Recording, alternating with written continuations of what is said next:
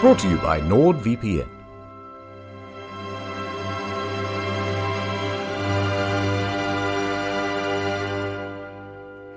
Tisk, tisk, tisk. Look at you. Uncultured. Unsophisticated. Middle class. No, don't speak. You'll just make me throw up. I'd say cover up with this dinner jacket, but I'm afraid that you'd get your head stuck in the sleeve and asphyxiate. Help, I'm stuck. Listen, lowball. Don't you want to be refined? Don't you want to be fancy, like moi? That's French. I don't expect you to know what it means, but I have some good news. Before this financial year ends, I have decided to make a charitable deduction. It's you, champ! For you see, You can have premarital sex. There's virus. I have made several videos, though, which will show you how to bluff your way to the inner circles. Undetected. Yes. By the time the elites find out, Neon Genesis Evangelion is psychological and intense. it will be too late. I get you in, you eat all the hors d'oeuvres, and we get out. That's the plan. And let's begin your instruction with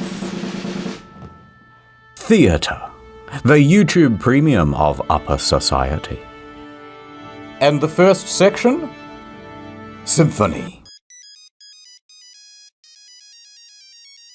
The first period of performance, that's called Baroque, from 1600 to 1750. This featured Bach and Vivaldi. Now there was also a guy named Giuseppe Tartini, and he was the best one of them all, because one evening he had a dream, where the devil showed up and presented him with a deal. The devil would become his teacher and impart on him everything he knew about music.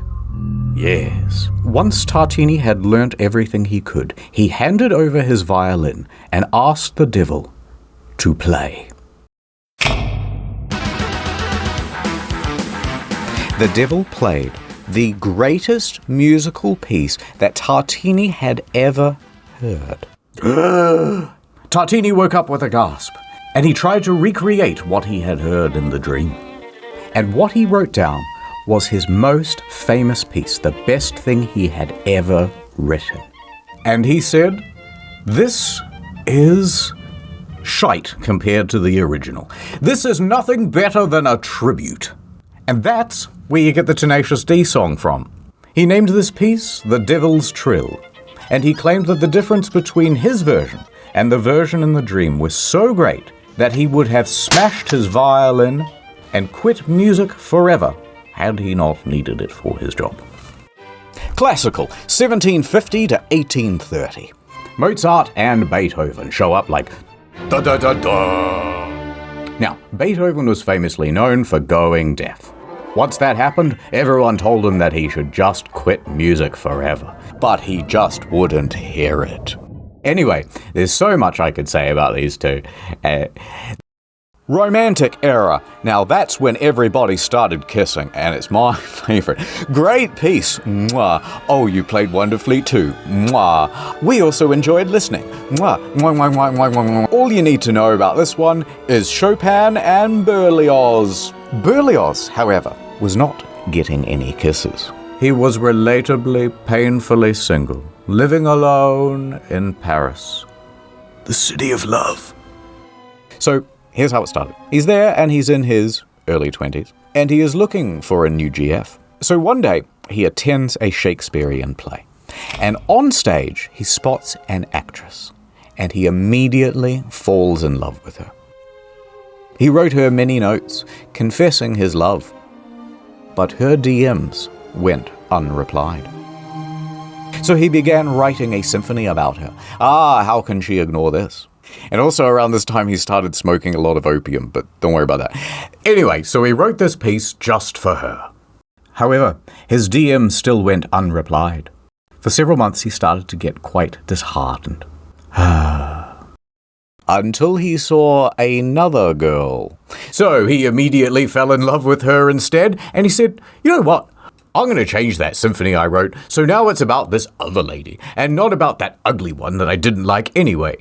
This time, happily, she reciprocated, and they fell in love and were set to marry. Suddenly, what the fuck? Phones haven't been invented yet. Yes, hello, I'm busy. Oh, Rome? To study? Absolutely, I'll catch the first flight out. So Berlioz went to Rome to study music. However, while he was away, he got some news. Berlioz. I have to tell you something.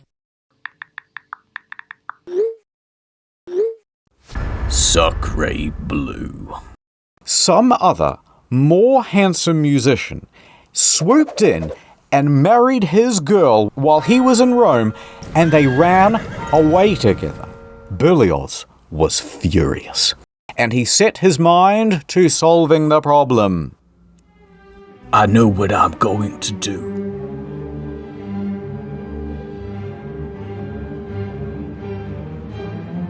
I'm gonna murder her and her lover and her mom. And then I'm gonna do a self-murder. Alright, so this gets pretty elaborate. His idea is to dress up as a housemaid. He has bought both poison and 2 guns. Now he is going to sneak into the house of his ex-fiancée, and there she and her mother will be sipping tea, which he has already poisoned. Then he will pull off the clothing and reveal himself. Blam, blam, sad overture. So he heads back home to Paris to do it. But while on his travels there, takes quite a while, he has to change carriages. And when he does that, he leaves the guns in one of the little cubbies. So he's lost all his weapons. What is he going to do now? Well, his next leg on the stop is Genoa, and he decides, you know what, let's just skip the murder and go straight to the finale. So he stops off in the port city of Genoa, and he's there at the side of the Mediterranean.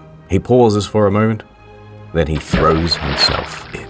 Now, some people see this whole thing happen, and they think he's had an accident, so they run in to try to save him. They pull him to the shore. He lived. So he has now reached his lowest point. He dejectedly continues home. He gets back to Paris, and he wallows around, feeling pretty sorry for himself. But he decides, you know what? I may as well do what I do best in times of trouble. Smoke a lot of opium. And while I do that, I shall write a symphony.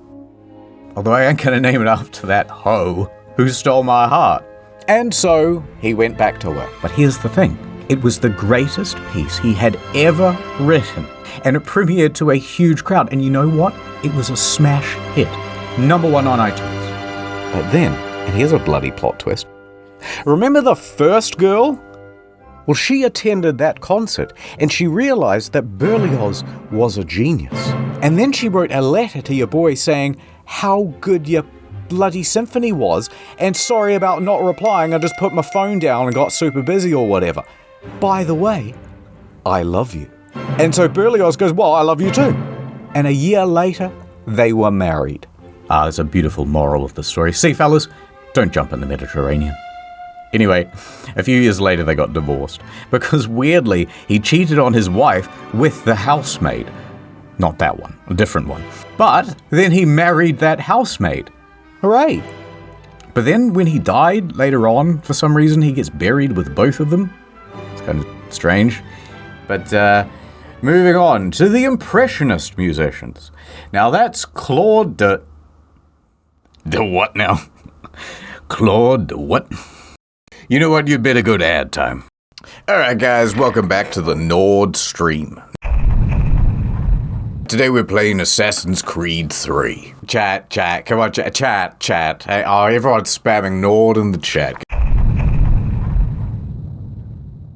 Whoa, new follower! Hey, welcome to the Dream Team Sub Cream. Thank you so much for great to see. Oh, unfollowed. Sorry guys. The cleaners are here. Sorry, just ignore the mess. I haven't cleaned up these bottles yet. No, it's just tea. It's just tea. I stream for 10 hours a day, and it's like the algorithm is against me or something. How come everyone is watching Asmon's stream? And I'm not getting any new followers. I'm playing the games.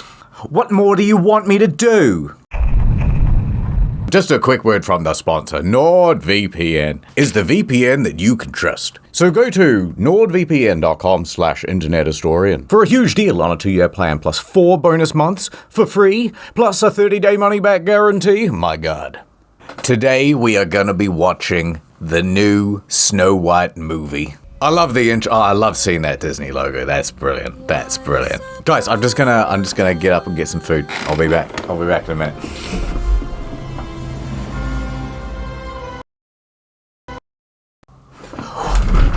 What the f***? Who reported my stream?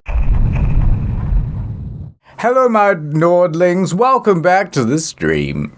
Can we get some ends in the chat, guys? No, not like that. Mods! Welcome back to the ASMR stream for NordVPN. Today I'm going to be drinking a can of Coke while I say the word Nord. Nord. Hey, thank you for the tier 3 sub.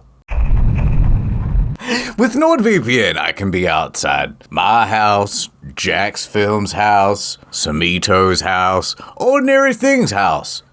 Just like that. Welcome back to the hot tub stream. What do you guys mean? How many hot dogs can I put in my mouth? Why? I'll just... Oh my God, $5,000 donation. Thank you so much. You guys are such good friends. Streaming's not for me. I'd rather go to nordvpn.com/internethistorian to get a huge deal on a 2-year plan, plus 4 months for free. Ad over. Watching Netflix, are you?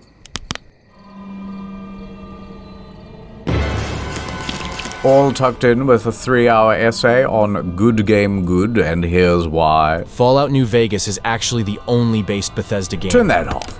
I've got something for you much less enjoyable and far more expensive. We're going to the theater. Theater, from the ancient Greek theatron, the most dramatic of the transformers. It means a place for viewing. Here's a Roman theatre. They were quite simple back then. You have the stage, the auditorium, and the vomitorium. Now, for a very long time, people thought that the vomitorium was a place where the Romans would gorge themselves, where they would eat so much that they would throw up, and then gorge themselves again because they were so decadent and or bulimic. But it comes from the word vomere, which means to spew forth, because that's where people go in and out. So vomitorium is just a dramatic way of saying the entrance. Now, if you skip forward to the 1800s, things are getting a lot more modernized, but they still didn't have electric. So they had what's called the limelight. And that's why they say to be in the limelight, to be the star of the show. What they would do was take a piece of quicklime and heat it up super hot, which will naturally glow very bright. They would then take reflective mirrors and lenses to focus the beam, and they would use that as an early form of the spotlight. The limelight is not because it's green, but because it's made from quicklime. In the modern day, things are a lot more advanced, and they can do all sorts of cool shit with like lasers going into your eyeballs and all sorts of stuff. But it's not just the tech that's had an upgrade, it's the architecture as well. In Elizabethan times, they had the yard, and you could get in here for about a penny apiece. And this is where all the poor people stood to watch the shows. It's like when you go to Oppenheimer and you end up with the worst seats in the IMAX theater, right? But thankfully, in modern times, we have fixed that problem. We kicked out all the poor people and we sunk the floor down low and put in an orchestra pit. Now, these things are usually 6 to 12 feet deep, so they're not obstructing the audience's view. But having a giant hole at the end of a stage is quite dangerous. So usually they put a big net there as well. And yet, a lot of people still get pitted. Like a lot of people. In 2011, during a production of The Sound of Music, one of the lead actresses fell into the orchestra pit and was left paralyzed from the waist down. In 2009, a conductor, not a superconductor, just a regular one, fell 14 feet into the dark pit and broke 9 vertebrae and 1 ankle. Mamma mia. And he fell on his pointy conducting thing. At the Bolshoi Theatre, a violinist died from his injuries after falling into the pit. This theatre is prone to all sorts of accidents, by the way. It's kind of cursed. But performers and musicians aren't the only ones falling into the pit. In 1988, an 82-year-old man fell from his balcony box seating all the way down into the pit during a performance of Macbeth. He died. Very spooky. Even already dead people are getting pitted. In 2016, a man sprinkled his friend's ashes into the orchestra pit at the Met Theatre. This happened during the intermission, and it was a sort of tribute to a mentor of his. But of course, people went, "What the hell are you doing?" And he goes, "Oh, I don't know," and he flees the scene. Everyone's coughing and sneezing up dead guy, and people think, is this anthrax? What is this? So they call in the anti-terrorism police, and the whole show is cancelled for the rest of the evening.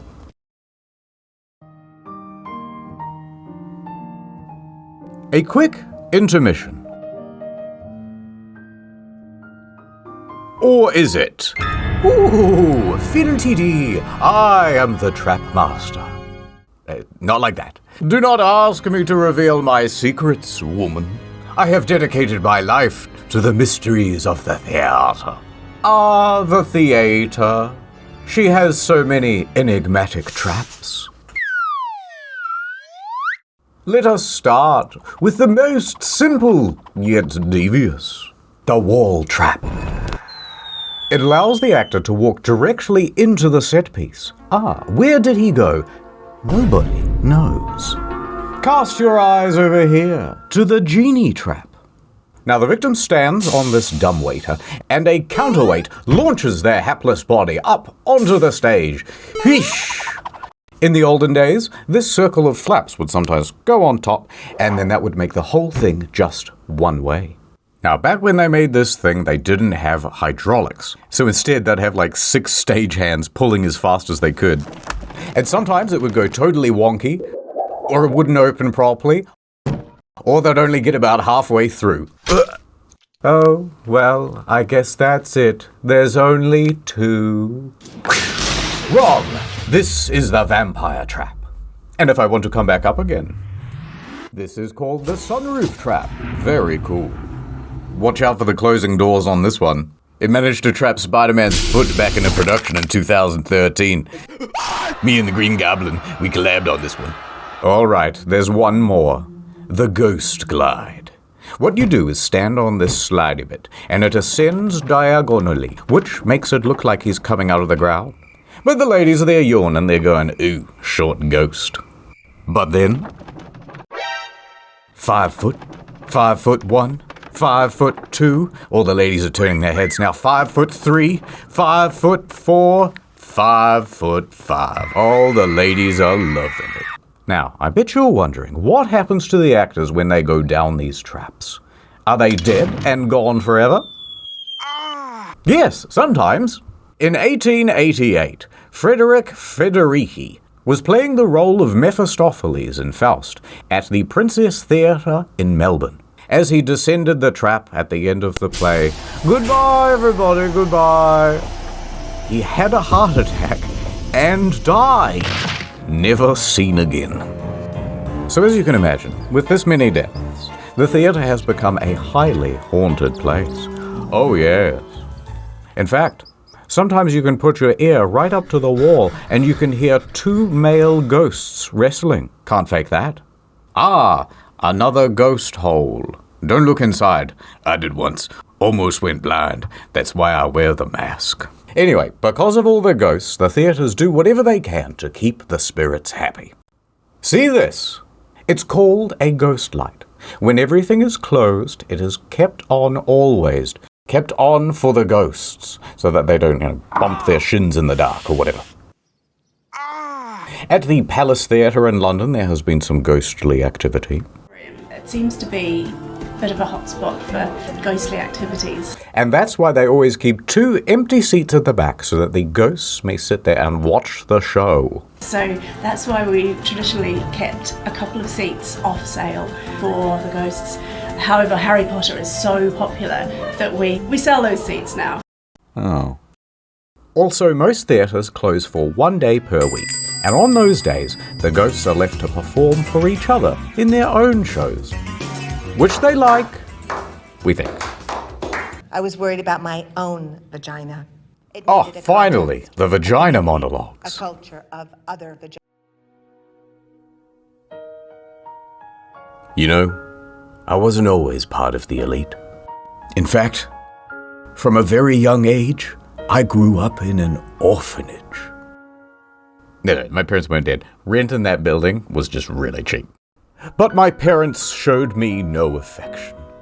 And as soon as they could, they sent me off to boarding school. But boards were always their passion, not mine. I tried to run away, but they caught me. And boy, did they throw the book at me. Alas, I did not dodge in time. I spent the next few years in a coma. A Native American town, Pueblo, Acoma. And the people there taught me how to read American. They also had a local library, and I spent my days buried in books, learning as much as I could about the arts. And once someone noticed me buried under those books and they rescued me, I knew I wanted to teach default character presets like yourselves, all about Shakespeare. Editor's note, I started Googling Shakespeare and I got kind of distracted, so, I don't know, here's a WAV file. You can do something with this. Put him in like a classroom or something. Alright, attention, everybody, I am your new teacher. You are a bunch of troubled inner city youths. All you know is shoot gun, fail test, and crime. But I'm here to teach you that actually, books and reading and stuff are actually pretty epic after all.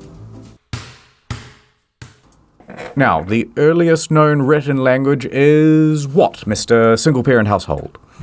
I don't know, Teach, but you're never gonna get through to me. Oh, really?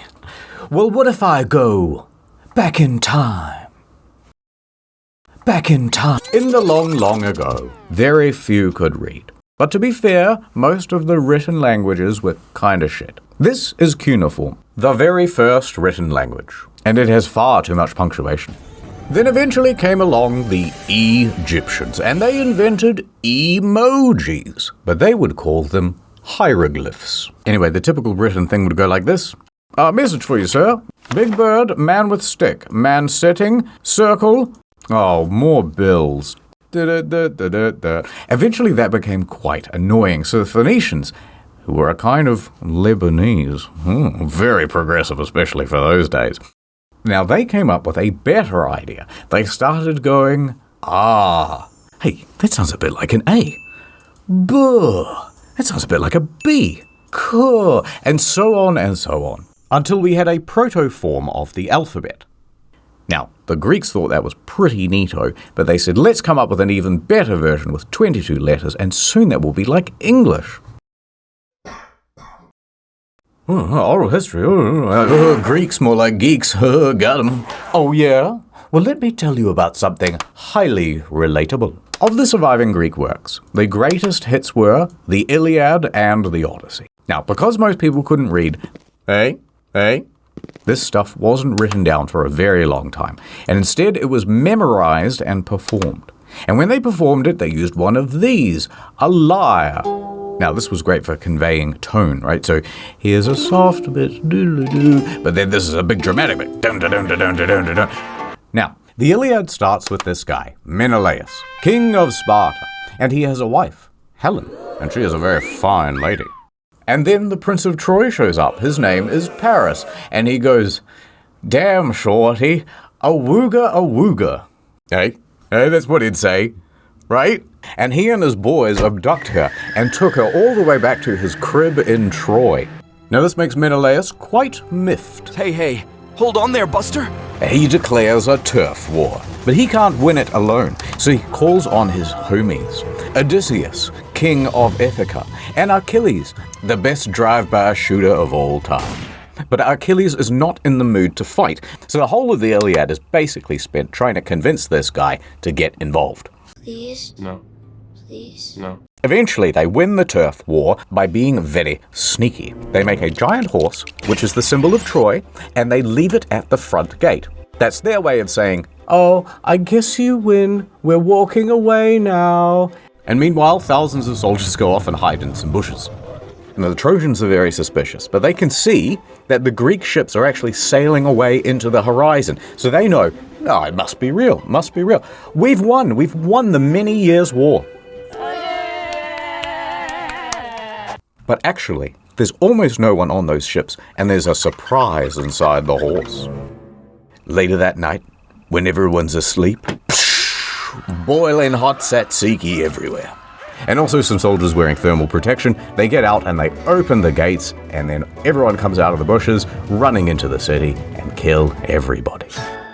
After they win the war, Odysseus heads back home to Ithaca. However, on his way, he starts making beef with Poseidon, god of the sea. And Poseidon is mad at the disrespect, so he sends Odysseus on a long-ass detour, and that detour is the story of the Odyssey.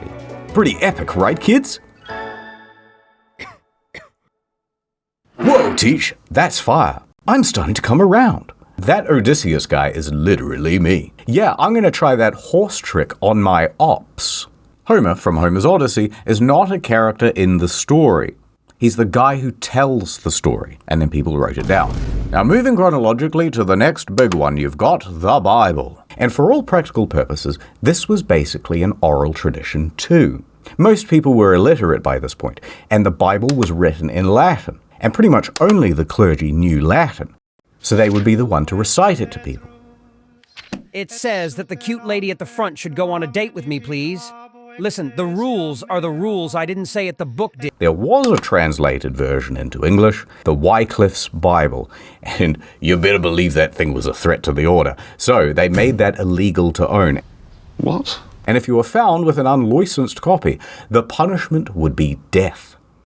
So it remained. The Bible was read to the people. Now, by the 1300s came Chaucer, who wrote the Canterbury Tales, and that was a pretty big deal. Get this book now. Because it's one of the first significant works written in Middle English. It describes a bunch of people making a pilgrimage from Southwark to Canterbury, which is here to here, which was the longest journey anyone had ever made in the 1300s. Now, it's a whole series of stories, and most of them can be boiled down to, how come if everyone is on a pilgrimage, you're all so focused on material stuff? Oh, hypocrites much? Dong. It's now the 1600s, and they've updated all the textbooks from Middle English to regular. In 1601, King James I said, all right, you know what? Let's everyone have a copy of the Bible they can read. Let's do a King James Bible. I won't feature in it, but I'd love to be in the title. And he commissioned a committee of scholars to rewrite the thing in English, God's language. Now I can't speak Spanish or anything. It took 8 years. And that brings us to Shakespeare. And he's a huge deal. Oh, look, we're out of time. But sir, we're supposed to do penis inspection day today. No, there's no time. Roll the end card. The end. Alright, that's the lesson. You watched the whole video. Or at least, you had it on in the background while you scrolled your phone. And I couldn't be prouder of you. There's just one more quick thing I want to tell you about. Theatre props. For example, this gun. Now, the thing... Oh, look who it is. I know what you're thinking, but it's just an actor. We all know that the real Lincoln is dead. When he fell asleep on the tracks of the Underground Railroad. Anyway, this thing is super realistic. Although the trigger is a little loose. Ruh-roh.